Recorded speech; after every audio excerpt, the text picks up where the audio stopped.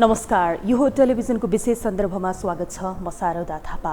यति बेला देशमा चुनावी चहलपहल बढिरहेको छ र गठबन्धनको सिट बाँडफाँडको कुरा नमिल्दाखेरि यति बेला महिनौदेखिको जुन अलमल रहेको छ, जसले अब कसरी चाहिँ तालमेल हुन्छ हुँदैन, गठबन्धन कसरी अगाडि बढ्छ भन्ने कुरा एकातिर रहेको छ भने विभिन्न दलहरूले आफ्नो चुनावी एजेन्डा अगाडि सारेर आगामी चुनावमा आफ्नो पक्षमा जनमत लिनको लागि कसरी हुन्छ अगाडि बढ्नुपर्छ भनेर आफ्नो तयारीहरू गरिरहेका छन्। यही बीचमा नेकपा एमाले अहिलेसम्म हामी एकल रूपमा सिंगल चुनाव लड्छौँ, मैदानमा हामी जान्छौँ भनेर अगाडि बढिरहेको छ। र जब 5 दलीय गठबन्धन मिलेर सरकार बन्यो र कोभिडको यो जुन समयावधि रहेको थियो, यो समयावधिमा विशेष गरी चाहिँ विदेशबाट नेपालमा उच्चपदस्थ अधिकारीहरू आउने जाने क्रम एकदमै मजाले चलिरह्यो र अहिले पनि चलि नै रहेको छ। र यही सन्दर्भमा नेकपा एमालेको एजेन्डा के हो, नेकपा एमाले कसरी अगाडि बढ्छ भन्ने सन्दर्भमा आज हामी कुराकानी गर्दैछौँ, जसको लागि हामीसँग हुनुहुन्छ नेकपा एमालेका नेता केशव बडाल, जो नेकपा एमालेको केन्द्रीय अनुशासन आयोगको अध्यक्ष हुनुहुन्छ। हामी उहाँसँग कुराकानी गर्दैछौँ। यहाँलाई स्वागत छ कार्यक्रममा। धन्यवाद छ। आनन्द हुनुहुन्छ? आराम हुनुहुन्छ? ठिक छ। अब अहिले जस्तो हाम्रो छिमेकी मुलुक लगायत विभिन्न देशबाट नेपालमा उच्चपदस्थ अधिकारीहरूको भ्रमण एकदमै तीव्र रूपमा चलिरहेको छ होइन। अहिले पनि चीनबाट ली चान्सुले भिजिट गरिरहनु भएको छ, विभिन्न उच्चपदस्थ अधिकारीहरूसँग भेटघाट गरिरहनु भएको छ। र चीनबाट नेपालमा जब प्रतिनिधिहरूको आगमन हुन्छ, उपस्थिति हुन्छ, त्यो आगमन भनेको चाहिँ नेपालको कम्युनिस्टहरूलाई मिलाउनको लागि हो भन्छन्। तपाईँलाई के लाग्छ? पहिलो नम्बरमा त लोकतन्त्र छ, मान्छेलाई इच्छा लागेको कुरा भन्न पाइन्छ। कसले के भन्छ भन्ने कुरासँग चाहिँ मैले त्यसलाई सवाल जवाफ गरिरहनु जरुरी ठान्दिनँ, किन बोल्न पाउने लेख्न पाउने अधिकारको निम्ति 50 वर्षदेखि लड्दै आएको हुनाले मान्छेलाई इच्छा लागेको र बोल्नुहोस् भन्ने कुरै हो। तर हाम्रो 1408 किलोमिटर सिमाना जोडिएको चीन, 1880 किलोमिटर सिमाना जोडिएको भारत, यो हो। अर्को कुरा भनेको बेलायत भनेको 207 वर्ष पहिले हैन नेपालको दौत्य सम्बन्ध भएको र सिङ्गै यो रिजनमा सबभन्दा पहिलो बेलायतमा नेपालको एम्बेसी स्थापना भएको हो। यसले गर्दा संसारका विभिन्न देश र त्यसमध्ये पनि हाम्रा छिमेकी राष्ट्रबाट त्यहाँका चाहिँ सिनियर व्यक्तित्वहरू नेपालमा आउनु त्यो स्वागतयोग्य कुरा हो। र नेपाल चीनको सम्बन्ध, नेपाल भारतको सम्बन्ध र संसारका अन्य देशहरू नि हार्दिक सम्बन्ध हुनुपर्छ भन्ने हामी हाम्रो पार्टी र सिङ्गै नेपाली जनताको पनि चाहना भएको हुनाले अहिले जुन चाहिँ चिनिया जनकङ्ग्रेसका चाहिँ स्पिकर ली जो आउनु भएको छ, उहाँलाई सिङ्गै नेपाली जनताको तर्फबाट हार्दिक स्वागत छ। र नेपाल र चीनको सम्बन्धलाई हार्दिक र व्यवस्थित र अझै प्रगाढ बनाउनको निम्ति यो भ्रमणले मद्दत पुग्छ भन्ने म आशावादी छु। जस्तो भन्नको लागि दुई देश बीचको सम्बन्धलाई प्रगाढ बनाउनको लागि, हार्दिकता बढाउनको लागि भने पनि आन्तरिक रूपमा चाहिँ यो जहिले पनि नेपालमा विदेशी चलखेल हुन्छ भन्ने जुन आरोप छ नि, र त्यही भित्रको एउटा पाटो बनेर चाहिँ भिजिट गरिरहेका हुन्छन् भन्ने गरिन्छ, यसमा चाहिँ सत्यता कतिको छ? अब यसबारेमा चाहिँ शारदाजी होइन, शारदाजी म के भन्छु भने अन्तको आउँदाखेरि हाम्रा मिडियाहरूले त्यस्तो चर्चा गर्नुहुन्न, गर्नुहुन्न। इन्डियाको आयो भने अब त्यहाँ छिनछिनमा आइपुगेको हुन्छ र कोही जानकारी दिएर जानकारी नदिएर पनि आएको हुन्छ, त्यो कुनै चर्चा हुँदैन। बिल्कुल चर्चा हुँदैन, कम चर्चा हुन्छ। तर चाहिँ चीनबाट आएपछि पक्का पनि यो के को लागि आएको हो भनेर चाहिँ शङ्का गर्ने चलन छ। र मेरो विचारमा के छ भने यो अरू कुनै उद्देश्य भेस्टेड कुरो भन्दा पनि हाम्रो देशको सभामुखले आमन्त्रण गर्नुभयो र छिमेकी राष्ट्र चीनको चाहिँ सभामुख नेपाल आउनु भएको छ भनेपछि चाहिँ नेपाल चीनको सम्बन्धलाई अझै प्रगाढ बनाउन र नेपाल र चीनको चाहिँ जुन 1408 किलोमिटर सिमाना जोडिएको छ त्यसको चाहिँ दौत्य सम्बन्ध मात्र होइन, बिआरआई लगायतका चाहिँ व्यापारिक नाकाहरू खुलिरहेको छैन, त्यसले हाम्रा नेपालका धेरै व्यापार व्यवसायमा लागेका चाहिँ जनताहरूले पीडा भोगिराखेका छन् भनेपछि दुई देशको बिचमा रहेका जे सम्बन्ध समस्याहरू छन् त्यो हल हुनुपर्छ र जे समस्याहरू राम्रा छन् त्यसलाई अगाडि बढाउनुपर्छ। किन नेपालले र नेपालका प्राय सबै राजनीतिक दलले र जुनसुकै सरकारले पनि एक चीन नीतिलाई दृढतापूर्वक समर्थन गरेको छ।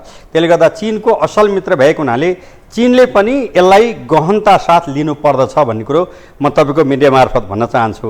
किनभने 1408 किलोमिटर नेपाल जुन रहेको छ चिनको चाहिँ दक्षिण पश्चिम सिमानामा र यसले चिनको निम्ति पनि बहुत ठुलो नेपाल रहनु कारणले गर्दा योगदान भएको छ। मलाई लाग्छ नेपाल यो ठाउँमा नभएको अवस्था हुन्थ्यो भने वर्षको कमसेकम चाहिँ 8-10 अर्ब डलर चाहिँ सुरक्षाको निम्ति चिनले बढी खर्च गर्नु पर्थ्यो, त्यो कम भएको छ। नेपालले हामीले चाहिँ दुवै देशलाई हामीले समान ढङ्गले हेर्ने हुनाले भएको छ। त्यसले गर्दा चाहिँ यो भिजिटले कि अब जस्तो अहिले व्यापार घाटा भारतसँग मात्र होइन चिनसँग व्यापार घाटा छ भनेपछि व्यापार घाटा न्यून गर्नको निम्ति नेपालबाट चाहिँ नेपालमा उत्पादन भएका चिजहरू चाहिँ के लैजान सकिन्छ त्यसमा पनि उहाँहरूले उदारतापूर्वक लिनु पर्यो। त्यो अहिले भइराखेको छैन, त्यो हुनु पर्यो। र अर्को कुराहरू भनेको अब चाहिँ चिनमाबाट अहिले त कोरोनाको कारण अलि डिस्टर्ब भएको छ होइन। 15 करोड भनेको चाहिँ देश बाहिर पर्यटनमा जाने गरे हुन्छ। ती पर्यटकहरूले नेपालमा पनि राम्रै सङ्ख्यामा भिजिट गर्नु भनेको हाम्रो व्यापार घाटा कम गर्नको लागि मद्दत पुग्छ। हाम्रा सामानहरू चिया कफी लगायतका हाम्रा तमाम विषयहरू छन्, यी चिजहरू चिनले पनि इम्पोर्ट गर्न अलि उदारतापूर्वक लिनु पर्यो र बिआरआईलाई अगाडि बढाउनु पर्यो। र अहिले जति अब कोदारी अब सिन्धुपाल्चोक जिल्लासँगै गाँसिएको कोदारीदेखि लिएर रसोमा गाँसिएको चाहिँ यी सब चाहिँ नाकाहरूमा अलि अवरोध भएको छ। त्यसको निम्ति चाहिँ खुला गरेर नेपाल चिनको व्यापारिक सम्बन्ध जुन हजारौँ वर्ष पहिलेदेखिको सम्बन्ध छ त्यसलाई अझै व्यावहारिक ढङ्गले अगाडि बढाउनको निम्ति पनि यो भिजिटले मद्दत पुगोस् भन्ने म चाहना राख्छु। अब नेकपा एमालेका अध्यक्ष केपी शर्मा ओलीसँग आज उहाँको भेटघाट भइसक्यो होइन। लीको आन्तरिक कुरा त बाहिरिँदैन, सतहमा आएको कुरा भनेको दुई देशबीचको सम्बन्धलाई प्रगाढ बनाउने हो र व्यापारको कुराहरूलाई चाहिँ कसरी म्यानेजमेन्ट गर्ने भन्ने लगायतका कुराहरू बाहिर आइरहेका छन्। यही बिचमा आन्तरिक कुराहरूको बारेमा केही भन्न मिल्छ? केपी ओलीजीसँग भेट हुँदा के भयो के होइन? भेटघाट अत्यन्त हार्दिक र सौहार्दपूर्ण ढङ्गले भयो र अब हाम्रो तर्फबाट हाम्रो पार्टीका नेकपा एमालेका आदरणीय अध्यक्ष केपी ओलीले दुई देशको सम्बन्धलाई अझै चाहिँ होइन व्यावहारिक ढङ्गले हार्दिक बनाउनुको निम्ति बिआरआईलाई अगाडि बढाउनु पर्यो र चाहिँ व्यापारिक नाकाहरू खुला हुनु पर्यो र त्यसै गरी चाहिँ नेपाल चिनको व्यापारमा जुन घाटाको अवस्था छ त्यसलाई न्यून गर्नको निम्ति चाहिँ सहयोगी बन्नु पर्यो। जस्तो चिनसँग पनि हाम्रो व्यापार घाटा छ, भारतसँग पनि ठुलो मात्रामा व्यापार घाटा छ। यही कुरा भयो त्यसमा बिहान हजुर भेट हुँदाखेरि। हजुर ठिक छ। अब यो विदेशी र परराष्ट्रको बारेमा चाहिँ हामी अहिले एकैछिनमा कुरा गर्छौँ। अब हामी हाम्रो आन्तरिक राजनीति नेपालभित्र फर्क्यौँ होइन।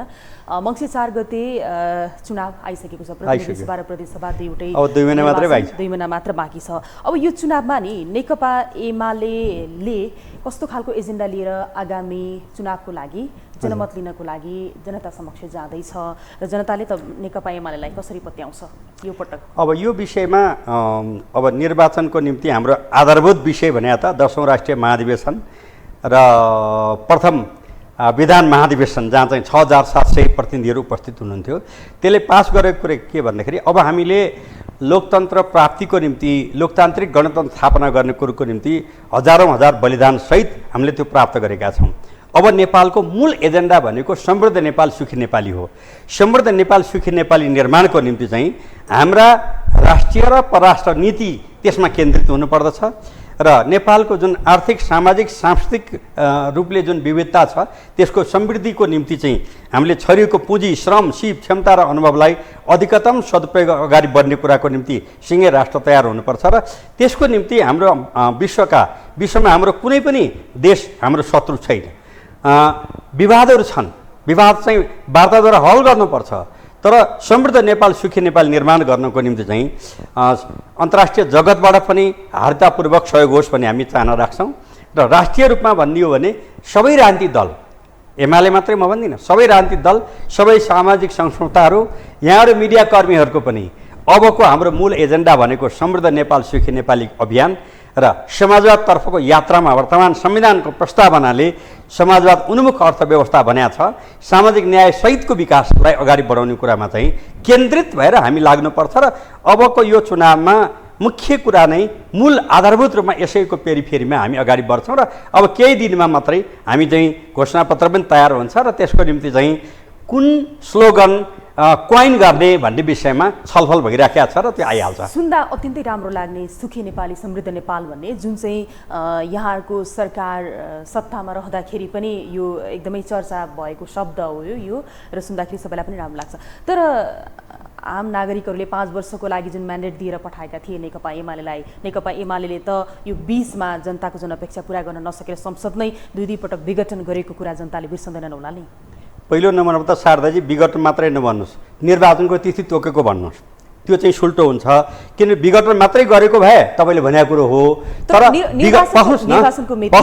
अब अहिले भर्खर चर्चा गर्दैछन् धारा 85 ले अगावै विघटन भए बाहेक भन्ने शब्द राखेको छ भन्दाखेरि चाहिँ एक। अर्को कुरो 2/3 नजिक भन्नुहुन्छ, जम्मा 121 सिट मात्रै हामीले प्राप्त गरे हो। र सुन्नुहोस् न, अरू जोरजार गर्दा त के भयो के सबै त 270 सिट पनि गने भइहाल्यो होइन भने हामीले प्राप्त गरेको सिम्पल मेजोरिटीको निम्ति 180 सिट चाहिन्छ। नेकपा एमाले जितेको 121 सिट हो। 21 सिट मध्ये 23 जना चाहिँ अर्को विवाह गरेर जानुभयो होइन, सम्बन्ध विच्छेद गरेर अर्को विवाह गरेर जानुभयो। तपाईहरुले त्यो बाध्य बनाउनु भयो? बाध्य हामीले किन बाध्य बनाउनु पर्यो? 27.5 वर्ष यो पार्टीको नेतृत्व गरेका मान्छेलाई हामीले बाध्य बनाएर जाने कुरो हुँदैन। उहाँहरूलाई चाहिँ अर्को अब कोही मान्छेले होइन, अब शारदाजी अन्यथा नमान्नु होला, कुनै मान्छेले वैवाहिक सम्बन्धलाई टुटाउन मन लाग्यो भने बहाना अनेक बन्छ, चाहे त्यो पुरुषले होस् चाहे महिलाले होस्। त्यसले गर्दा त्यस्तै उहाँहरूले बहाना 1000 बनाए पनि उहाँहरू भनेको चाहिँ नितान्त व्यक्तिगत स्वार्थको निम्ति।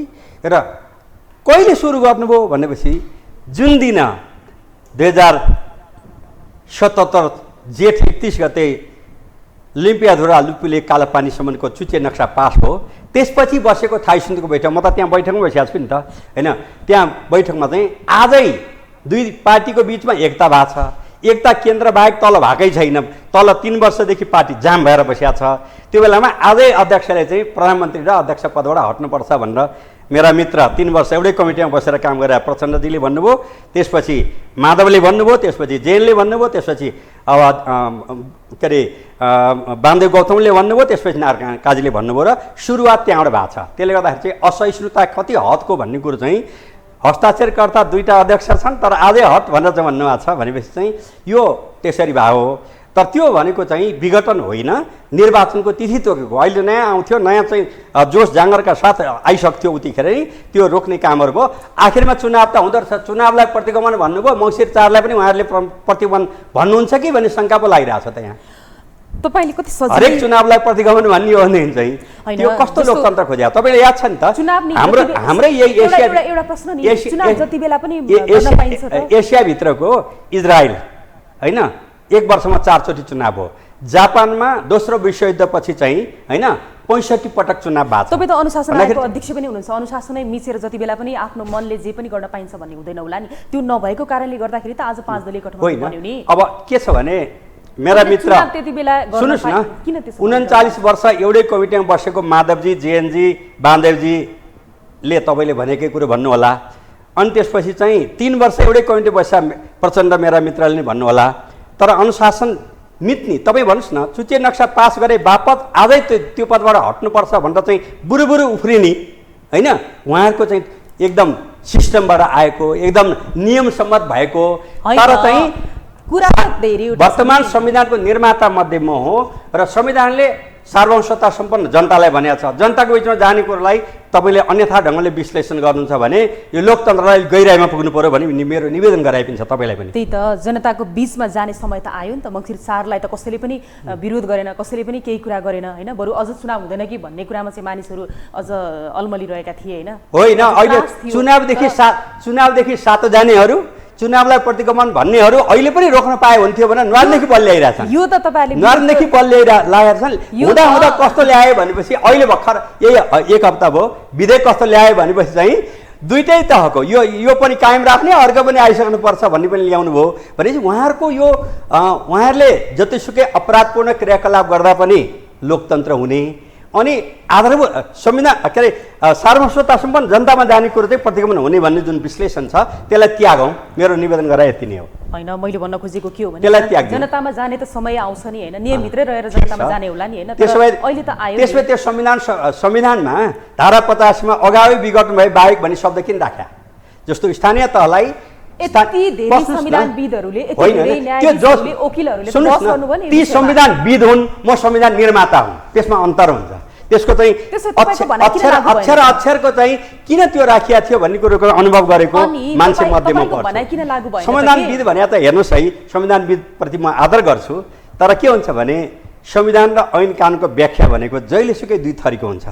जस तपाईँको र मेरो नजर अगाडि हामी दुईटा वकिल छौँ, तपाईँ म वकिलबाटै जाने हो नि न्यायाधीश हो नि त, तपाईँ र म दुईटाले देखेका छौँ सिन्धुपाल्चोकको थुम्पाखरको ढिस्कामा एउटा मान्छेलाई हत्या गर्यो, तपाईँले पनि देखाएको छ, मैले पनि देखाएको छ, तर बहस गर्ने बेला तपाईँ एकापट्टि लाग्नुभयो, म अर्कापट्टि लागेँ, अनि हामी चाहिँ एकदम उल्टो गरिरहन्छौँ के। त्यस हुनाले विध भनेको पनि एक थरी मात्रै हुँदैनन्, दुई थरी हुन्छन्। यसलाई चाहिँ हामी मिडियाकर्मी जुन चौथो अङ्ग छ साह्रै सम्मान गर्न चाहन्छु म, उहाँहरूले चाहिँ त्यसलाई ठिक ढङ्गले लिनुपर्छ भन्ने मेरो निवेदन गराइ हो। अब तपाईँहरूको यो विरोध मात्रै गरेर आगामी निर्वाचनमा नेकपा कसलाई विरोध गरेका छौँ हामीले? नेकपा एमाले जित्ने आधारहरू के हो? हामीले कसलाई विरोध गरेका छौँ? हामीलाई त सिद्ध्याउनको निम्ति र यति असंवैधानिक कि माइतीगल मण्डेलामा बसेर होइन र चाहिँ पार्टीको दलको नेतालाई संसदमा बहुमतले गर्नुपर्ने ठाउँमा दलको नेताबाट हटाउने, त्यतिले नपुगेर साधारण सभामा हटाउने। सुभाष चन्द्र नेमाङ जो यो संविधानको मूल निर्माता मध्ये हो, 10 वर्ष चाहिँ संविधान सभाको अध्यक्ष भएको व्यक्तित्व, उहाँलाई पनि साधारण सभामा हटाउने कामलाई चाहिँ असाध्यै संविधान सम्मत भनेर विश्लेषण गर्ने। अनि त्यसपछि चाहिँ अब यो संसदले यो अवस्थामा रहेकोले यो देशको गतिशीलताको निम्ति समृद्ध नेपाल सुखी नेपाली बनाउन खोज्ने प्रत्येक पाइलामा त्यसलाई अवरोध गर्ने अवस्था भएको हुनाले आम जनतामा जाउँ, जनताको म्यान्डेट लिउँ, फ्रेस म्यान्डेट ल्याउँ, जनताले जे भन्छन् त्यो मान्छौँ भने चाहिँ त्यो गलत हुन्छ र? अनि केही गलत हुँदैन। यो वातावरण ल्याउनको लागि महत्त्वपूर्ण भूमिका खेले कसले? एमालेका अध्यक्ष केपी ओलीलाई सबैभन्दा बढी दोष छ हैन र? सुन्नुहोस् न कसरी हुन्छ, मैले बताउन सकिनँ कि बुझाउन सकिनँ कि शारदा थापाजीलाई 2077 जेठ 31 गते सूची नक्सा पास हुन्छ। त्यसपछि बसेको थाई समितिमा जहाँ 45 जना हुनुहुन्थ्यो, म पनि छु त्यहाँ होइन, त्यहाँ चाहिँ आजै प्रधानमन्त्री र दुई पार्टी बिच एकता भएको छ होइन। एकता भएको पार्टीको चाहिँ मसी सुकेको छैन, तल कुनै एकता भएको छैन, प्रदेशमा भएको छैन, तल भएको छैन।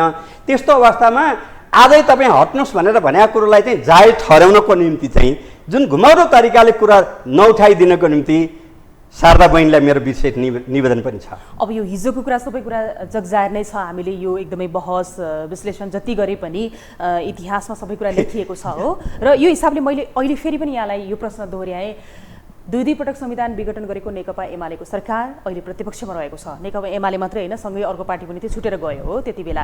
र अहिले अब आगामी निर्वाचनमा आफ्नो पक्षमा जनमत बनाउनको लागि नेकपा एमाले गर्छ कि तपाईँले एकदम प्रष्ट बताइदिनुहोस्। ठिक छ, पहिलो नम्बरमा त तपाईँले अघि भनेको कुरामा अलिअलि करेक्सन गर्नुपर्छ। आफ्नो दलको नेता प्रधानमन्त्री हुनुहुन्छ, विश्वासको मत माग्दाखेरि बाहिर भाग्ने सांसदहरू अहिले फोडेर सुन्नुहोस् न, त्यो गरेका कुरोलाई एक शब्द पनि यो त बेठिकै गरे हुन् भनेर तपाईँले पनि महसुस गरिदिनु भए कमसेकम अब 3 करोड 14 लाख नेपाली जनता आभारी हुन्थे। म मात्रै म भन्दिनँ, किन सत्य कुरा चाहिँ मिडियाले पनि बोल्दो रहेछ भन्ने कुरो सत्य कुरा ठिक छ, त्यो भयो। त्यसले गर्दाखेरि चाहिँ अब कसरी जानुहुन्छ भने त हामी जनता र चाहिँ नेकपा एमाले भनेको चाहिँ पानी र माछा जस्तो हो। हाम्रो पार्टीको जन्म 2006 सालमा आदरणीय कमरेड पुष्पलालले स्थापना गरेको पार्टी, 2010 सालमा आदरणीय हाम्रा अध्यक्ष मनमोहन अधिकारी महासचिव निर्वाचन भएको पार्टी, 2019 सालमा तेस्रो महाधिवेशनमा तुलसीलाल अमात्यले हुर्काउँदै अगाडि बढाउनु भएको पार्टी, जो चाहिँ हामी एउटै कमिटीमा थियौँ उहाँ बित्दाखेरि पनि होइन, र मदन भण्डारी लगायतका नेताहरूले निर्माण गरेको पार्टी। सम्पूर्ण श्रमजीवी जनता मात्रै होइन, सम्पूर्ण नेपाली जनता राष्ट्रिय स्वाधीनता, राष्ट्रिय एकता, राष्ट्रिय अखण्डता, सार्वभौमिकता, लोकतन्त्र र समृद्ध नेपाल सुखी नेपालीको पक्षमा उभिने सम्पूर्ण नेपाली जनतासँग नेकपा एमाले पानी र माछा जस्तै घुलमिल भएको हुनाले नेपाली जनताले यो पार्टीलाई बलियो बनाउँदाखेरि राष्ट्र बलियो हुन्छ र नेकपा एमाले कमजोर हुँदाखेरि राष्ट्र कमजोर हुन्छ भन्ने कुरो चाहिँ अब प्रवासमा रहनुभएका 22.5 लाख र स्वदेशमा रहनुभएको 2 करोड 94 लाख जनताले बुझ्नु भएको छ। केही मान्छेले बुझ्नुहुन्न, केही मान्छेले विरोध गर्नुहुन्छ, त्यो त लोकतन्त्र हामीले ल्याइदिएको छौँ, विरोध गर्न पाइहालिन्छौँ। भनेपछि तपाईँहरू ढुक्क हुनुहुन्छ बहुमत आउनेमा? मलाई के विश्वास छ भने राम्रै बहुमत आउँछ र चाहिँ नेपाली जनताको मनोभावलाई हेर्दाखेरि त्यो सम्भावना छ। तपाईँले देखिहाल्नु नि, तपाईँले के देखिराख्नु भएको छ भने नि 5 दलको गठबन्धन के को लागि भनेको, किनभने पार्टीहरू अनेक हुन्छन्, बहुदलीय व्यवस्थामा विभिन्न पार्टी मिलेर सरकार बनाउन सक्छ, तर चुनावभन्दा पहिले चाहिँ एउटा पूर्व र एउटा पश्चिम फर्केका मान्छेहरूको बिचमा जुन मोर्चा बनिराखेको छ र तपाईँ साउन 22 गतेदेखि चाहिँ त्यो सिट मिलाउनुको निम्ति चाहिँ कहिलेकाहीँ 10 घन्टा दैनिक, कहिलेकाहीँ 5 घन्टा बसे हुनुहुन्छ, 1 महिना चाहन्छन्, 1 महिना 8 दिन भयो, आजसम्म मिलाउन सक्नुभएको छैन होइन। त्यो के त भन्दाखेरि तैँले कति खाने मैले कति खाने भन्ने विषयमा उहाँहरू लडाइँ लडिराख्नु भएको छ। भनेपछि चाहिँ लोकतन्त्र के हो भने हरेक पार्टी चुनाव लड्छन् र चुनाव लडिसकेपछि धेरै पार्टीको पनि संयुक्त सरकार हुन्छ, त्यो स्वाभाविक हो। तर अहिले अस्वाभाविक ढङ्गले गएको छ। यो स्थिति स्वदेशमा रहेका 2 करोड 94 लाख नेपाली जनता र प्रवासमा रहेका 22.5 लाख जनताले बुझ्नु भएको छ। मलाई के विश्वास छ भने अब भनेको समृद्ध नेपाल, सुखी नेपाल निर्माण गर्न, राष्ट्रिय स्वाधीनता, राष्ट्रिय एकता, राष्ट्रिय अखण्डता, सार्वभौमता, लोकतन्त्र र समृद्ध नेपाल, सुखी नेपाल निर्माण गर्न नेकपा एमाले बलियो बनाउनुपर्छ भन्ने कुरो जनजनमा त्यो भावना चाहिँ विकसित भएको छ।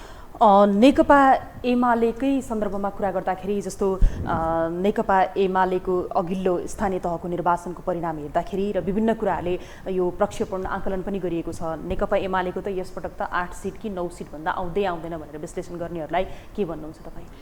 झिँगाले सरापेर डिङ्गो मर्दैन भन्ने उखान सुन्नुभयो होला। झिँगाले सराप्दैमा डिङ्गो मर्दैन।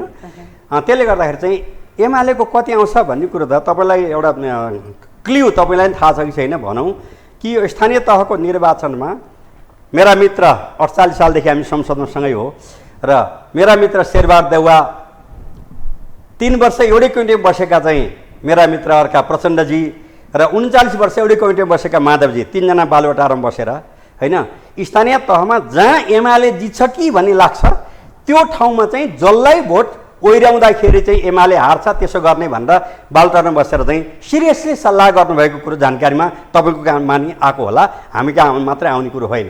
त्यति गर्दा पनि अहिले के भयो भने 35,000 अब 221 सिट हो स्थानीय तहको, त्यसमध्येमा 125 सिट खाली छ, कतिपय दलित महिला इत्यादिको त्यो उम्मेदवारी नभएर, र त्यसमा 12,000 सिट चाहिँ एमाले जित्या छ र पपुलर मतमा 38 लाख चान्चुन एमाले ल्याएको छ भने नेपाली काङ्ग्रेस दोस्रोमा 37 लाख छ, त्यसपछि चाहिँ माओवादी चाहिँ भनेको अब 14 लाख चान्चुन चाहिँ निर्वाचन आयोगको तथ्याङ्क, निर्वाचन आयोगकै तथ्याङ्क भौल नि हो, मैले अरू होइन, त्यसले गर्दा आएको छ। त्यसले गर्दाखेरि चाहिँ सारा शक्ति अर्को पनि भनौँ स्वदेशी मात्र होइन अन्तर्राष्ट्रिय जगतको पनि एउटा सेक्सन जो चाहिँ कुन सेक्सन होइन एउटा सेक्सन मैले भने कि एमाले कम्युनिस्ट जित्न दिनु हुँदैन भन्ने मान्यता राख्ने, किनभने रियल कम्युनिस्ट त एमाले हो। किनखेरि अब प्रचण्डजी माधवजी त नेपाली काङ्ग्रेसको नेतृत्वमा गइसक्नुभयो, शेरबहादुरजीको शरणमा गएको मान्छेलाई कम्युनिस्ट भन्ने कि नभन्ने भनेर चाहिँ नेपाली जनजनमा बहस पनि भइराखेको छ। अहिले उहाँहरूकै पार्टीभित्र पनि त्यो बहस भइराखेको छ। त्यसले गर्दा चाहिँ यसलाई कमजोर पार्नुपर्छ भन्ने मान्यता चाहिँ धेरै शक्तिको थियो। प्रतिगमन विरुद्धको एकता भनिरहनु भएको छ उहाँहरूले। प्रतिगमन उहाँहरू गर्नुभएको छ कि शेरबहादुरजी चाहिँ महान क्रान्तिकारी, नेकपा एमाले जो चाहिँ यो चाहिँ लोकतन्त्रको निम्ति सबभन्दा बढी रगत पसिना बगाउँदै आएको छ र 1 घन्टा पनि थकाइ नमारिकन काम गर्ने मान्छे मध्ये 50 वर्ष तपाईँकै जिल्लाको पनि 79 गाविसमै कार्यक्रममा पुग्ने मान्छे त्यो तपाईँको जिल्लाका ठुला नेताहरू कोही पुगेका छैन, साबिक है। अहिले म 13वटा मात्रै पालिका छ त्यहाँ मान्छे, म लगायतका हजार चाहिँ यो अर्थ हुने अनि उहाँहरू क्रान्तिकारी हुने, किन उहाँहरू क्रान्तिकारिता के हो भन्ने कुरो त सबै कुरो चाहिँ खुस्किसकेको छ, धेरै कुरोले खुस्किएको छ। म त्यो सबै अहिले बताउने तपाईँसँग समय छैन। उहाँहरूको राष्ट्रियता खुस्किसकेको छ होइन। अस्ति मात्रै चाहिँ अब चाहिँ दिल्लीबाट एकदम तुरन्त आउनु भनेपछि कुदेर मेरा मित्र प्रचण्डजी कुदेर जानुभयो, आर्जु देउवा र उहाँलाई राखेर को मान्छेले के सिकाएर पठाएछन् भन्ने कुरो चाहिँ जगजाहेर छ नेपालमा, किन त्यो छोपिराख्नु पर्यो भनेपछि चाहिँ त्यो खालको चिन्तन भएकाहरूले के गर्छन् त्यता नजाउँ। म के भन्छु भने तर नेकपा एमालेले पनि रात कसलाई भित्राको दिल्लीको भनेर त यत्रो चर्चा भएन भने तपाईँ अरूको मात्र देख्नुहुन्छ? होइन, जे सत्य हो त्यो मात्रै देख्छ एमाले। अब अरूले असत्य कुरो मात्रै देख्छन्, एमाले सत्य बाहेक देख्दैन। अरू भन्दा ती मान्छेहरू असत्य मात्रै देख्छन्, हामी सत्य बाहेक देख्दैन। सत्य उजागर गर्नलाई डर हुँदैन, किनभने हामीलाई केही अब जनता राष्ट्र बाहेक हाम्रो चाहिँ सम्मान गर्नुपर्ने अरू कोही छैन। अब यो जुन चाहिँ नेकपा एमाले एउटा निर्णय गरेको छ आगामी प्रधानमन्त्रीको रूपमा एमाले अध्यक्ष केपी शर्मा ओलीलाई नै चाहिँ अगाडि बढाउने भनेर जुन निर्णयका साथ यति बेला चुनावमा जाँदैछ नि, नेकपा एमालेमा केपी शर्मा ओली बाहेक प्रधानमन्त्री बन्न लायकको अरू नेता नभएको हजारौं छन्। तर अहिले सम्पूर्ण युवा पङ्क्ति हैन, पाका पुराना हामी जस्ता मात्रै होइन कि युवा पङ्क्तिको चाहिँ चाहना के छ भने केपी ओलीले यो राष्ट्र निर्माणको निम्ति धेरै काम गर्दा गर्दै बिचमै चाहिँ आन्तरिक अन्तर्घातीले गर्दाखेरि यो भएको हुनाले उहाँलाई नै बनाउनुपर्छ भन्ने सारा युवा पङ्क्ति यो दार्चुलादेखि ताप्लेजुङसम्म र दोधरा चाँदनीदेखि लिएर झापाको खेचनासम्मका युवाहरूको चाहिँ चाहना भएको हुनाले अस्तिको केन्द्रीय कमिटीको बैठकमा हैन, बैठकका केन्द्रीय कमिटीले सर्वसम्मति एकजना बाहेक सबैले ताली ठोक्नु भएको छ, एकजनाले ताली ठोक्नु भएन, अरू बाँकीले बुरुर ताली ठोक्नु भएको छ। मञ्चबाट मैले हेरिराखेको छु हैन। त्यसले अब त्यो नसोध्नुहोस्, किन सोधिरहनु, एकजना भने होइन, एकजना बाहेक सबैले ताली ठोक्नु भएको छ। मैले एकदमै गौर गरेर हेरिरहेको छु मञ्चबाट चाहिँ त्यो खालको छ। त्यसले गर्दा चाहिँ यो सर्वसम्मति निर्णय हो र यो भनेको सिँगै नेकपा एमालेको चाहिँ लाखौं लाख पार्टी कार्यकर्ताहरू समर्थक शुभेच्छुकहरूको चाहिँ दायित्व तपाईँले दिनदिनै देखिराख्नु भएको छ। उहाँको क्रेज कहाँ छ, कस्तो छ भन्ने कुरो त देखिराख्नु भएको छ। क्रेज हिजो पनि देखियो नि, तराईमा कालो झण्डा देखियो, हिजो धनुषामा पनि देखिराख्नु भएको छ। कालो झण्डा पनि त देखियो नि, होइन तपाईँले कालो झण्डा मात्रै देख्नुभयो, मैले चाहिँ कालो झण्डा देखिनँ। त्यहाँ चाहिँ हजारौं हजार मान्छेहरू र करिब 5000 मान्छे प्रवेश गरेको देखेँ। तपाईँले कालो झण्डा मात्रै देख्नुभयो, तपाईँको र मेरो नजरियामा अन्तर यही रहेछ। हो त्यही त। तपाईँले सुन्नुहोस् न, कालो झण्डा त संसारमा महात्मा गान्धीलाई गोली हान्दै मारे, अब तपाईँ के भन्नुहुन्छ? अनि त्यसपछि चाहिँ अब बहादुर शाहले यो राष्ट्र निर्माणको निम्ति चाहिँ पृथ्वीनाथ शाहपछि सबभन्दा बढ्ता योगदान थियो, उहाँलाई बाँच्नै दिएन यो देशका मान्छेले। त्यसपछि गएर चाहिँ अब भीमसेन थापा जसले यो राष्ट्र निर्माणको निम्ति चाहिँ सायद यो हामी नेपाली भनेर गौरव गर्न पाउँदैन थियौँ, उहाँलाई चाहिँ एकदम चाहिँ बाँच्नै नदिने गरी हत्या गरे भन्दाखेरि कोही कोही विरोधी भने त तपाईँ महाभारत कालदेखि आजसम्म हेर्नुभयो भने शकुनीलाई पनि त्यही नजरले हेर्न मिल्छ र? तपाईँले क्रेजको कुरा गरेको भएर भनिदिएको मैले। हजुर, क्रेजको जुन कुरा गर्नुभयो नि, जहाँ क्रेज, सुन्नुहोस् न, जहाँ सम्मान हुन्छ त्यहाँ कोही कोही भनेको दुर्जन तत्त्वहरू हुन्छन्। दुर्जन तत्त्वलाई असल कुरो मन पर्दैन, किनभने झिँगालाई रछ्यान मनपर्छ, मौरीलाई फुल मनपर्छ, हेर्दा उस्तै उस्तै देखेर हुँदैन नि त। तर नेकपा एमाले भित्रै 10 भाइको झिँगालाई रछ्यान मनपर्छ तर मौरीलाई फुल मनपर्छ, तपाईले भनेको उखान हेर्दा उस्तै उस्तै देखिन्छ।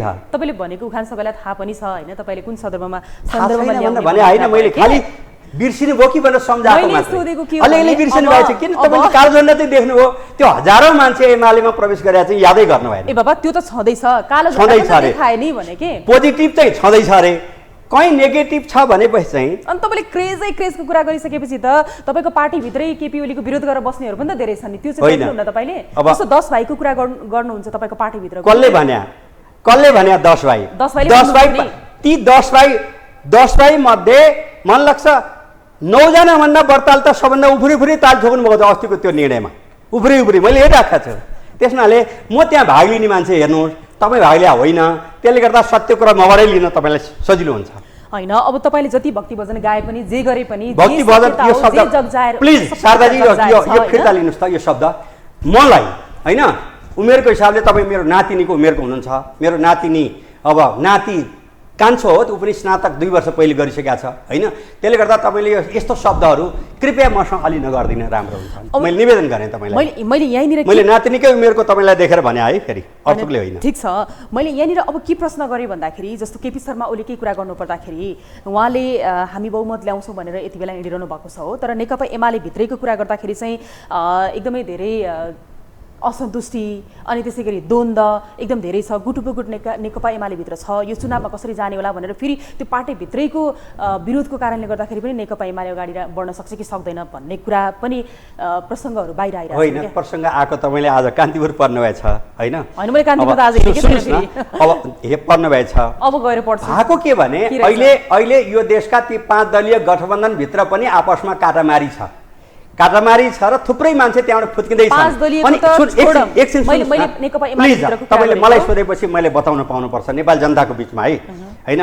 त्यसले गर्दा चाहिँ 5 दलीय भित्र मारामारी भएको हुनाले र एमाले भित्र चाहिँ अस्तिको बैठकमा एकजना बाहेक भाइ भर्काले ताली ठोक्या हुनाले अरू अरूलाई उकुस मुकुस भएको छ। त्यस हुनाले एमाले भित्र पुराना विवादको वर्षौँ पहिलेकोदेखि विवाद उचालेर चाहिँ एमाले भित्र पनि फेरि विवादको रडाको मचाएर कमजोर पार्न सकिन्छ कि भनेर चाहिँ त्यो एकदम अब मृग तृष्णा लिएर चाहिँ आज केही पत्रिकाले लेख्नु भएको छ। त्यसलाई तपाईँले आधार नबनाउनुहोस्, त्यसमा सत्य छैन। मैले भनिहालेँ अस्ति भर्खर चौथो केन्द्रीय कमिटीको बैठकमा एकजना बाहेक सबैले बुँदागत रूपले प्रत्येक बुँदामा 9वटा समूह बनाएको थियो। त्यो केन्द्रीय कमिटीको बैठकमा 9वटा समूहभित्र भनेको चाहिँ कुनै समूहमा 42 जनाले आफ्नो विचार राख्नुभएको थियो, सबभन्दा थोरै भएकोमा 18 जनाले विचार राख्नुभएको थियो। 9वटा समूहले साझा एउटै कुरो राख्नुभयो र त्यो बुँदागत रूपमा प्रत्येक बुँदामा पास गर्दाखेरि सम्पूर्ण केन्द्रीय सदस्यले म चौथो महाधिवेशनदेखि लिएर भूमिगत कालमा भएको चौथो महाधिवेशन, चौथो, पाँचौँ, छैटौँ, सातौँ, आठौँ, 9औँ, 10औँ महाधिवेशन भाग लिएको मान्छे पर्छु। यसरी एकजना बाहेक भयभरकाले ताली ठोकेको यो चौथो बैठक जुन छ त्यो हो। अस्ति मात्रै भएको, अब 7 गते भएको बैठक हो। अब त्यो देखेपछि चाहिँ विरोधीहरूलाई उकुस मुकुस खपी नसक्नु औडा भएको छ। औडा भएको हुनाले केही त छेसको हालिदिन पाए त्यहाँ पनि विवादको चाहिँ झन्डा फहराउन पाइन्छ कि भनेर आज केही साथीहरूले मेहनत गरेर कुनै पत्रिकामा लेखेको मलाई याद भयो। अब तपाईँले हेर्नुभएको रहन्छ, तर चाहिँ त्यस्तो छ। त्यो प्रयास उहाँहरूको आजै ढुस भइसकेको छ। त्यो तपाईँले भनेपछि थाहा भयो मलाई, पत्रिकामा पनि आएको रहेछ, तर मैले त्यो पत्रिका हेरेकै छैन। ठिक छ, त्यो भाद्र 7, 10 र 1 के अरे भनेपछि तपाईँले भन्न खोज्नु भएको पार्टीभित्र कुनै पनि विवाद छैन भन्न खोज्नु भएको होइन? त्यस्तो छैन। सिद्धान्तमा, दर्शनमा, नीति सिद्धान्तमा र अहिलेको निर्णयमा कुनै विवाद छैन। र ताली ठोक्दाखेरि भने चाहिँ केन्द्रीय कमिटीका सम्पूर्ण सदस्यमध्ये एकजनाले नठोक्नु भएको हो। अब त्यो चाहिँ त्यति मात्रै हो। ठिक छ, त्यति मात्रै त भन्नुभयो। तर पार्टीभित्र चाहिँ जुन तपाईँ त अनुशासन आयोगको अध्यक्ष पनि हुनुहुन्छ होइन, तर पार्टीभित्र अनुशासन उल्लङ्घन गर्यो भनेर जसरी स्थानीय तहको निर्वाचनको परिणाम आउन थालिसकेपछि पार्टीभित्रकै नेताहरूले विरोध गरे नि, ती नेताहरूको सन्दर्भमा अहिले कुरा गर्ने हो भनेदेखि यो जुन चाहिँ सिफारिसको चाहिँ नाम लिस्ट छ नि, त्यो नाम लिस्टमा चाहिँ बायस गरिएको छ। अब यो हिसाबले गर्दाखेरि चाहिँ नेकपा एमाले गर्न खोजेको के हो भनेर पनि प्रश्न आइरहेको छ क्या। जस्तै उदाहरणकै लागि रामले 2 पटक काठमाडौँबाट चुनाव जित्नु भएको छ, मन्त्री बन्नु भएको छ। अब यता ताप्लेजुङकै कुरा गर्नुहुन्छ भने योगेश भट्टराईलाई पनि एकदमै गाह्रो भइरहेको छ भन्ने सुनिन्छ। उहाँहरू सिफारिसमै नपर्नु, यो के हो? यो पहिलो नम्बरमा तपाईँले सिस्टम अलिकति चाहिँ ध्यान दिनुपर्छ, मेरो निवेदन गराइ हो। हामीले अहिले निर्वाचन क्षेत्रबाट अब जिल्लाबाट एउटा मात्रै सङ्घीय सांसद भएको ठाउँमा प्रदेशको 2टा हुन्छ र त्यो ठाउँमा सम्बन्धित जिल्ला वा सम्बन्धित निर्वाचन क्षेत्रबाट सिफारिस गर्ने हो। सिफारिस गर्ने कुरो भनेको कसरी गर्ने भन्ने कुरो हामी डिक्टेट गर्दैनौँ, त्यहाँबाट सिफारिस आउँछ। त्यो आइसकेपछि जिल्ला कमिटीले त्यसलाई चाहिँ एप्रुभ गर्छ। त्यो आएको सिफारिसै ठिक छ कि फेरबदल गर्छ। त्यसपछि प्रदेश कमिटीमा बैठक बस्छ, प्रदेश कमिटीले त्यसलाई स्क्रिनिङ गर्छ र त्यो आइसकेपछि अनि केन्द्रमा त्यसलाई प्रत्येकको हुन्छ। अहिले त्यो प्रोसेसमै अब प्रदेश कमिटीबाट पनि आइसकेका छैन। तपाईँले चाहिँ अहिले भनेको त प्रारम्भिक तहको जुन जिल्लाबाट वा निर्वाचन क्षेत्रबाट सिफारिस आएका छन् त्यसमा कोही पर्या होला, कोही नपर्या होला, ती सबै विषयलाई केन्द्रले चाहिँ सम्पूर्ण विश्लेषण गरेर जान्छ र त्यो बिन्दुमा पुगेकै छैन। त्यो बाहिर यसलाई बायस गर्यो उसलाई गर्यो भन्ने कुरो बिन्दुमा आउने बेलै भएको छैन। र जहाँसम्म मैले भने 265वटा निर्वाचन क्षेत्रमा जसमध्ये कतिवटा जिल्लामा त 1 सिट मात्रै सङ्घीय सिट छ, त्यहाँबाट आएको कुरा मात्रै हो। त्यहाँबाट आउँदाखेरि त त्यहाँको कमिटीले जे पठायो त्यही आउने भयो होइन। तर सबै 7 प्रदेशले प्रदेश कमिटीमा स्क्रिनिङ गरेर पठाउने काम पनि भएको छैन भनेपछि त्यसपछि पनि केन्द्रमा धेरै कुरा चाहिँ छलफल हुन्छ। त्यसले गर्दा अहिले आएको कुरालाई नै त्यो फाइनल हो कि भन्ने ठाउँमा ढङ्गले नबुझिदिनको निम्ति नेकपा एमालेका सम्पूर्ण पार्टी सदस्य, समर्थक, शुभेच्छुक पङ्क्तिलाई पनि म निवेदन गर्न चाहन्छु तपाईँको निम्ति। अर्को जुन अनुशासन भन्नुभयो, म अनुशासन आयोगको अध्यक्षको हैसियतले कुनै पनि पार्टीको सदस्यता प्राप्त गरेपछि चाहिँ सदस्यता प्राप्त गरेपछि पार्टीले विधिवत रूपमा भएको निर्णयको विपक्षमा जान पाइँदैन। सदस्यता प्राप्त गर्दा म पार्टीको दर्शन, नीति, सिद्धान्त, कार्यक्रम, कार्यनीति, कार्यादेशलाई पालना गर्नेछु र पार्टीको हित विपरीत म कुनै पनि काम गर्ने छैन भनेर चाहिँ लगायत भनेर हामीले शपथ खाएको हुन्छौँ। पार्टीले गरेका निर्णय कुनै पनि चित्त बुझेन भने राजीनामा दिएर नागरिक भएर जति सके गाली गर्न, विरोध गर्न पाइन्छ। तर एउटा पार्टी सदस्यले पार्टीको संस्थागत रूपमा विधिवत रूपमा भएका निर्णय विरोध गर्न मिल्दैन।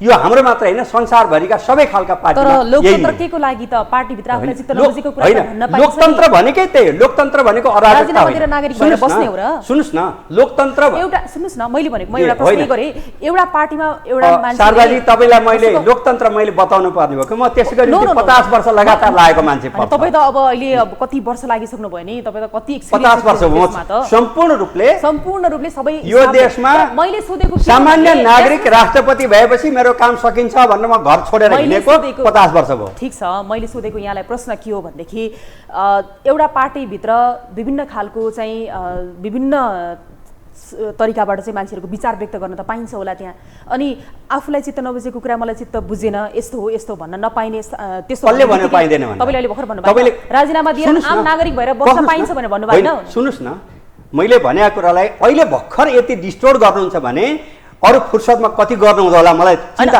मैले भन्न खोजेको के भने पार्टीभित्र सुन्नुस् न, तपाईले अहिले डिस्टोर्ट गर्नुभयो, प्लिज त्यस्तो नगर्नुहोस्, मसँग नगर्नु होला हैन। मैले फेरि भन्छु, सुन्नुस् न, रेकर्ड छ, जनताले सुनेका छन्।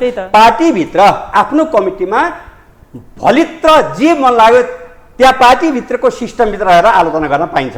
पार्टीभित्र सुन्नुस् न, पार्टीभित्र आलोचना गर्न पाइन्छ, छलफल हुन्छ, आलोचना भएको छ, छलफल हुन्छ। तर पार्टीभित्रको कुरो चाहिँ भनेको बजारमा लगेर छर्नको निम्ति पार्टी संस्थाबाट त्याग्नुपर्छ, नागरिक बन्नुपर्छ, अनि मात्रै कराउँदै हिँड्नुपर्छ। नत्र भने पार्टीको निर्णय विपरीत, पार्टीको नीति विपरीत, पार्टीको सिद्धान्त विपरीत, पार्टीको कार्यक्रम विपरीत, पार्टीको निर्देशन विपरीत जाने कुनै पनि पार्टी सदस्यलाई हाम्रो मात्र होइन संसारको कुनै पनि पार्टीमा पाइँदैन। र तपाईँले इन्डियामा पनि देख्नु भएको छ धेरै मान्छेहरू होइन, जस्तो चाहिँ ठुल्ठुला नेताहरूलाई पनि पार्टी निर्देशन उल्लङ्घन बापत भनेर चाहिँ इन्दिरा गान्धी भन्दा पछिका पनि भारतीय काङ्ग्रेस पार्टीले पनि थुप्रै ठुल्ठुला नेताहरूलाई निष्कासन गरेको तपाईँलाई याद छ। त्यसले गर्दा चाहिँ प्रश्न के हो भने पार्टीभित्र आफ्नो आन्तरिक लोकतन्त्र भनेको एमालेमा जति संसारमा कुनै पनि पार्टीमा छैन, म ठोकेरै भन्छु।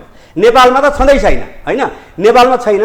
र यो चाहिँ जनताको बहुदलीय जनतावादी कार्यक्रम 5औं महाधिवेशनले विधिवत रूपमा पास गर्यो, त्यस यता भनेको अन्तर पार्टी लोकतन्त्र एमालेभित्र छ। तर पार्टीमा बस्ने, पार्टीको सत्ता लिने, पार्टीको जिम्मेवारी बोक्ने अनि पार्टीलाई ध्वंस गर्ने गरी चाहिँ बाहिर बदनाम गर्दै हिँड्ने अधिकार चाहिँ हुँदैन। हो त्यसो गर्न मन लाग्यो भने नागरिक हुनुहोस्, त्योभन्दा बढी गाली गरे पनि हुन्छ भने मैले त्यही जुन तपाईँले कुरा गरिरहनु भएको छ नि, त्यही कुराहरूलाई लिएर त हामीले आफ्नो विचार चाहिँ राख्दाखेरि हामीलाई निकाल्ने, हामीलाई खेदेर लखेड्ने, कसलाई निकाल्ने, कसलाई निकाल्यो अनि यही भएर भन्नु न, कसलाई निकाल्यो नेकपा एमाले विचार राखे बापत निकाल्यो भन्ने मान्छे चाहिँ को रहेछ मैले नाउँ बताउनुहोस्, कारबाही गर्छु भन्ने को भन्नु न, कसलाई भनियो तपाईँले अघिल्लो पटक होइन हजुर तपाईँले अघिल्लो पटक चाहिँ जुन तपाईँ नेकपा एमालेकै बारेमा यति धेरै विवादहरू बाहिर आए त्यो कुराहरूलाई चाहिँ याद गर्नु भएको छैन र? मैले मजस्ती याद गराएको छु, तपाईँले सबै भुसुक्कै बिर्सिनु भएको छ। उदाहरणको निम्ति आफ्नो पार्टी अध्यक्ष प्रधानमन्त्री हुनुहुन्छ, संसदमा विश्वासको मत माग्नुभयो, विश्वास मत माग्दाखेरि एब्सेन्ट बस्ने संसारमा कुनै पनि संसद त्यो पद रहँदैन है कि। अनि त्यसपछि त्यही बापत प्रचण्डजीले खल्तीबाट थपक्कन ल्याएर 4 जनाको नाउँ दिनुभयो। सभामुख तपाईँकै जिल्लाको चाहिँ अग्नि सापकोटाजीले पुरै निष्कासन गर्नुभयो होइन। त्यसपछि एमालेको केन्द्रीय कमिटीको बैठकले विधिवत रूपमा निर्णय गरेर पार्टी विरोधी गतिविधि, विश्वासको मतमा एब्सेन्ट बसेर विरोध गर्ने लगायतका कुरा राख्दाखेरि चाहिँ उहाँले त्यसलाई पार्टी फोड्नको निम्ति षड्यन्त्रमूलक ढङ्गले, अपराधपूर्ण ढङ्गले, पुरै देशद्रोही तरिकाले चाहिँ जुन काम गर्नुभयो त्यो चाहिँ देख्नुहुन्न तपाईँ? तपाईहरुलाई त्यस्तो लाग्दो रहेछ देशद्रोही लाग्दो होइन, त्यो बिल्कुल देशद्रोही क्रियाकलाप हो। त्यो देशद्रोही क्रियाकलाप हो। एमाले कमजोर बनाउने अभियान जो लाग्छ त्यो देशद्रोहीले मात्र लाग्छ। नेकपा एमालेलाई त्यो लाग्यो ठिक छ, तर त्यसको विरोध तपाईहरुले खै त गर्नु भएको? तपाईहरुले जित्नु पर्ने हो नि त, खै त जितेको? तपाईहरुको पक्षमा खै त मत? किन छैन? 38 लाख मत चाहिँ के त्यो अन्तैबाट आएको? सारा शक्ति भयभरका पार्टी छ मात्र होइन, अरू पार्टी पनि लागे, तपाईँ दमकमा देख्नु भएन होइन, लागे। अनि अरू विभिन्न सिन अनसिन शक्ति पनि लाग्दाखेरि पनि सबभन्दा बढी मत 38 लाख पाउने एमाले हो। तपाईले भने जस्तो सिन अनसिन र सबै दलहरू पनि लागे नेकपा एमाले विरुद्ध भनिरहँदाखेरि नेकपा एमाले किन त्यस्तो एक्लो भएको? नेकपा एमालेलाई कसले भन्यो एक्लो? तपाईले भन्नु भएको छ नि हैन, सबै लागिराख्नु भनेपछि एक्लो भएन त? तपाईले त्यो 38 लाख मत दिने मान्छे एमालेका होइनन्। अनि त्यसपछि अहिले लाखौं लाख चाहिँ अस्तिको त के थियो भने अलिकति तपाईलाई बताउनु पर्यो। स्थानीय तहको चुनावमा चाहिँ हाम्रो पार्टी पंक्तिभित्रै पनि समर्थक सुवेशको जनतामा पनि एउटा कन्फ्युजन के थियो भने साढे 27 वर्ष एमालेको नेतृत्व गरेको मान्छेहरू, 15 वर्ष नेतृत्व गरेको माधव नेपालजी होइन, 12.5 वर्ष नेतृत्व गरेको झलनाथ खनालजी होइन, त्यसै गरी चाहिँ 54 देखि 58 सम्म 4 वर्ष पार्टीको त्यो नेकपा माले भन्ने पार्टी नेतृत्व गरेको वामदेवजी, उहाँहरू सबै एमालेको विरुद्धमा खनिएको हुनाले अब एमाले जित्दैन होला भनेर एउटा चाहिँ कमजोर मान्छे लिएर जाँदाखेरि पनि सबभन्दा लार्जेस्ट पार्टी 38 लाख मत दिएर जनताले बनाएका छन्। 12,000 पदमा चाहिँ विजय गरेका छ 35,000 मध्येमा स्थानीय तहको। त्यसले गर्दा एमाले एक्लियो नभनिदिनुहोस् के तपाईँ, त्यो एकदम गलत विश्लेषण हुन्छ होइन।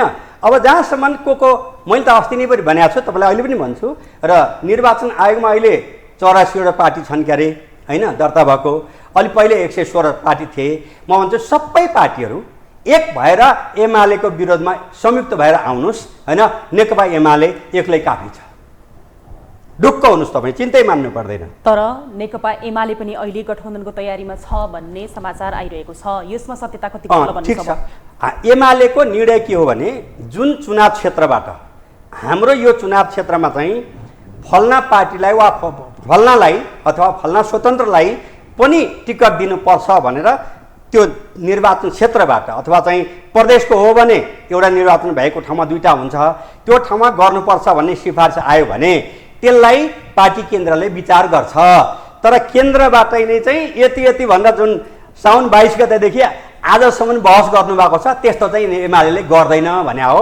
तर हामी यसमा चाहिँ तलको कुरा गर्नुहुन्छ भने त्यसरी निर्वाचन क्षेत्रबाट आयो भने उदारतापूर्वक, तर शर्त के भने राष्ट्रिय स्वाधीनता, राष्ट्रिय एकता, राष्ट्रिय अखण्डता र समृद्ध नेपाल सुखी नेपाल निर्माण गर्ने अठोट बोकेकाहरू त्यसरी आयो भने र त्यो जिल्ला वा त्यो निर्वाचन क्षेत्रले चाहिँ सुझाव ल्यायो भने त्यसलाई उदारतापूर्वक स्वीकार गर्नुपर्छ भन्ने मान्यता हो।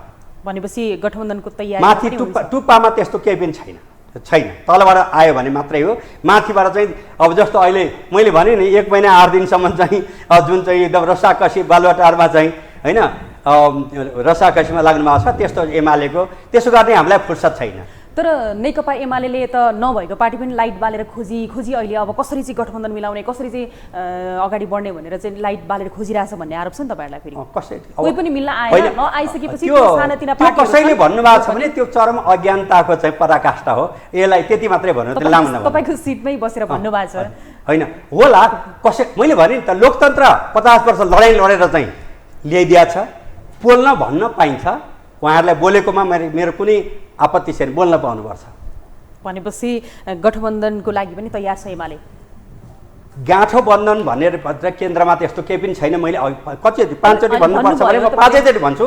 जुन निर्वाचन क्षेत्र एकछिनको लागि मानिलिनुहोस् होइन, कुनै क भन्ने जिल्लामा को चाहिँ जिल्ला कमिटीले अथवा निर्वाचन क्षेत्रले यो ठाउँमा चाहिँ हामी यसरी चाहिँ चुनाव लड्दा उपयुक्त हुन्छ भनेर सिफारिस आयो भने त्यसलाई केन्द्रले उदारतापूर्वक लिन्छ, अन्यथा केन्द्रबाटै यहाँ यो भनेर गर्दैन। केन्द्रमा चाहिँ छैन त्यस्तो? छैन, गर्दैन।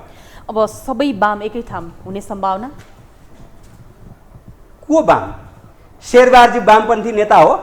शेरबहादुरजीको पुच्छर समातेर बैतडी तर्न जान चाहनेहरूलाई वामपन्थी किन भन्नु र?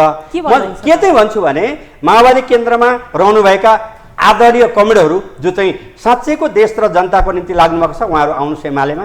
र माधवजी जोसँग 39 वर्ष एउटै कमिटीमा बसेर काम गरेको, माधवजी जेएनजी र चाहिँ वामदेवजीसँग 39 वर्ष एउटै कमिटीमा बसेर काम गरेका मान्छे पर्छु म। उहाँहरूसँग आबद्ध रहनुभएका अलमल लिएर जानुभएका तमाम कमरेडहरूलाई आउनुहोस् र तपाईँहरूलाई टिका लगाइरहनु पर्दैन, आफ्नो घरमा आउनुहोस् र यो पार्टी निर्माणमा तपाईँहरूको पनि योगदान छ, आउनुहोस्, हामीले त्यो भनेका छौँ। तर अरू अब शेरबहादुरजी वामपन्थी हुनुभयो भन्ने मलाई थाहा छैन, शेरबहादुरजी नभइकन सास फेर्न पनि सकिँदैन भन्नेहरू वामपन्थी हुन सक्दैनन्। अझै पनि तपाईँहरू आह्वान गर्दै हुनुहुन्छ उहाँहरूलाई आउनुहोस् भनेर आफ्नो घरमा? होइन, हामीले भनेका छौँ आफ्नो घरमा होइन, आउने कुरोको निम्ति चाहिँ प्रचण्डजीसँग सम्बद्ध रहेका तर अलमल परेर जानुभएका साथीहरू होइन, त्यसै गरी चाहिँ माधव नेपालसँग अलमल भएर जानुभएका साथीहरू आउनुहुन्छ भने आफ्नो ठाउँ हो, आउनुहोस्, एमाले स्वागत गर्न र उहाँहरूलाई ससम्मान व्यवस्थापन गर्न तयार छ।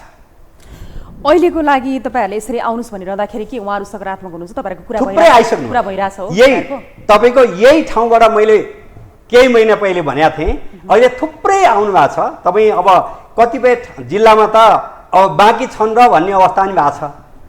अहिले यही ठाउँमा यही ओडामा तपाईँ जुन ओडामा यो हाम्रो यो टेलिभिजन छ त्यो ओडामा भएका पनि यहाँको ओडा पार्टी अध्यक्षदेखि लिएर होइन 2-3 जना बाहेक सबैजना एमालेमा अस्ति मात्रै प्रवेश गरिसक्नु भएको छ। शङ्कर पोखरेलले प्रवेश गराउनु भएको तर स्थानीय तहमा सबैतिर पार्टी प्रवेश गर्ने यो चुनावभन्दा पछि कुरा अरे मैले स्थानीय तहको चुनावभन्दा पछि मेची महाकाली तराई हिमालमा आइरहेछन् र हिजो मात्रै जनकपुरको चाहिँ दृश्य चाहिँ तपाईँले बिचरा कालो झन्डा मात्रै देख्नु भएछ र थुप्रै साथीहरू प्रवेश तपाईँले चस्मा लगाएर नि कालो झन्डा देख्नु भएन छ त होइन होइन त्यो म सकारात्मक मान्छे सकारात्मक देख्छु।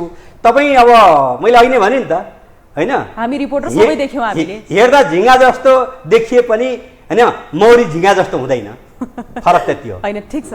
अब यो भनेपछि वाम गठबन्धन हुने चाहिँ सम्भावना छैन तपाईँले भने जस्तो के भने यो सोधेको त्यो जस्तो अहिले 5 दलको जुन वामपन्थी भने 5 दलको जुन सकस भइराछ हो जस्तो भनौँ न चित्रबाजीलाई भन्ने हो भने पुष्पलालको जब यो देशमा व्यापक विकास भएको थियो गद्दार पुष्पलाल लेख्नुभयो र त्यही पढाउन थाल्नुभयो।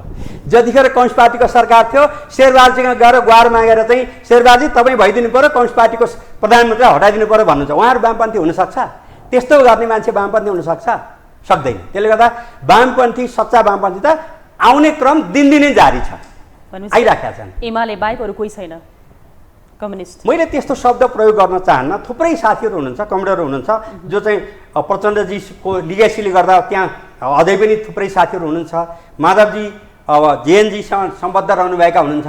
उहाँहरू त अर्कै उद्देश्यले त्यहाँ शेरबाजी कहाँ जानुभएको छ त्यस हुनाले त्यहाँ अलमल्लिएका बाँकी साथीहरू एमालेमा आउनुहोस् र चाहिँ कुनै विभेद नगरिकन चाहिँ एमाले सम्मान गर्न तयार छ। एकताका त प्रचण्डजी र केपी ओलीजी मिल्ने भन्ने कुरा पनि चलेको थियो होइन र चलेको मात्र होइन कुरा पनि उतिखेर त एकता नै भएको हो नि त पहिला पो हो त 75 पछि क्या त्यो यो पछि होइन सरकार अब उहाँको त्यो एकता के को लागि रहेछ भन्ने कुरो तपाईँले त अहिले त देखिहाल्नुभयो होइन। त्यसले गर्दा चाहिँ त्यतातिर नजाउँ उही कुरो कति चोटि दोहोऱ्याउ नि। त्यसले गर्दा उहाँहरू वास्तवमा साँच्चैको चाहिँ वामपन्थी हुनु त रहेछ भन्ने कुरो चाहिँ शेरबारजीलाई प्राप्तिको निम्ति जब चाहिँ 1 वर्षसम्म हार गुहार गर्नुभयो र आफ्नो पार्टीको अध्यक्षलाई हटाउने मात्र होइन सांसद हटाउन लाग्नुभयो।